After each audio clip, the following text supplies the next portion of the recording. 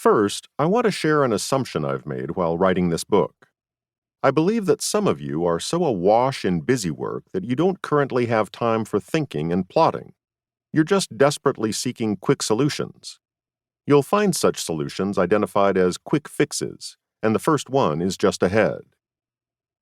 And yet, I also know from experience that deeply productive automation can't be simply unboxed and plugged in. To truly conquer your busy work, you'll need to put in time and effort to determine precisely what needs to be automated. But I promise you the benefits will come back to you in spades, in part because you'll likely identify tasks that could be greatly reduced or even cut out completely. So I ask you to trust me. Take advantage of the quick fixes to save some time now, and then please also commit to designing and implementing the automations that will ultimately revolutionize your work life. Identify your busy work. Define your meaningful work.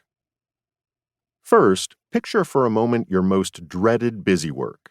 The stuff that just thinking about makes you want to leap into the ocean, never to be seen again.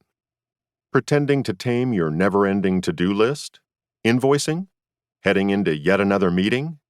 Invoicing? No matter what your busy work is, there's a good chance it can be partially or even fully automated. If not now, then likely soon. As for right now, even if it's not yet possible to automate an entire task, it's almost certainly possible to automate parts of it. This is where mapping out your process comes in. By breaking each task into its smallest, most basic parts, it becomes more apparent which steps you can streamline or automate and which you can reduce or abandon. And once you've identified individual elements of a task, you might find that solutions for that element are already available. We'll cover this process in detail in the design portion of Chapter 3. Exercise. What do you want to fix the most? In the appendix, you'll find an extensive categorized list of digital solutions to various kinds of busy work. Peruse those that interest you. As you go through them, flag those you can imagine benefiting from at some point with the number 2. Flag with the number 1 any that you'd like to check out sooner. We'll return to this in a later exercise. Next, grab a pen and paper, or ask Siri, Alexa, or a digital assistant to take notes for you. This is a book about automation, after all. Take 15 minutes to describe or sketch out your vision of work that matters to you and your career. What do you enjoy doing the most? What would you like to save your brain to do more of? What delivers the most impact? Include as many details as possible. Don't worry about a perfect breakdown at this stage. Just get down as much as you can. As you continue through this book, keep this meaningful work vision nearby and perfect it as you go. It will be a valuable compass on your journey through automation. Now that you've identified part of what you're seeking, the first step of exploring the fundamentals of automation calls for shattering key myths about work and productivity. You've likely been given all sorts of advice about how to work and what good work can and should be. But all too often, the guidance of even career experts and well-meaning teachers and parents is actually counterproductive.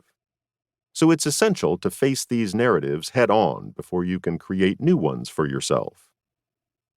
As you'll come to see, slashing your busy work is as much a mental exercise as a technical one, because ultimately, there's no point in automating rote, repetitive tasks if you haven't addressed why you're doing them, or even if you need to do them at all.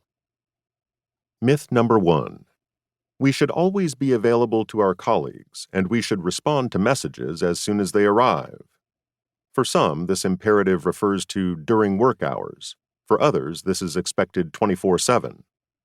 Of course, speed and round-the-clock availability are critical for certain careers, such as, say, on-call surgeons. But for the rest of us, not essential. Solution to round-the-clock availability. Block out periods when you focus on deep thinking work. Enlist your colleagues in determining both 1, that this approach is acceptable, and 2, when such blocked-out periods should and should not be scheduled. In other contexts, it can be helpful to announce that you check your messages once per hour, or 3 times per day, or whatever suits you.